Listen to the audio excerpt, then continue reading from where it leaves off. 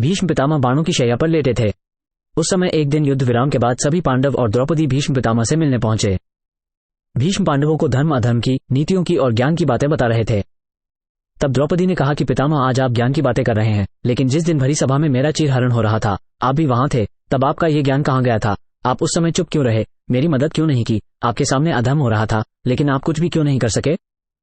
भीष्म पितामह ने कहा कि पुत्री, मैं जानता था एक दिन मुझे इन सवालों के जवाब जरूर देना पड़ेंगे। जिस दिन ये अधर्म हो रहा था, उस दिन भी मेरे मन में यही प्रश्न चल रहे थे। उस समय मैं दुर्योधन का दिया अन्न खा रहा था, वो अन्न जो पाप कर्मों के कमाया हुआ था। ऐसा अन्न खाने की वजह से मेरा मन मस्तिष्क दुर्योधन के अधीन हो गया था।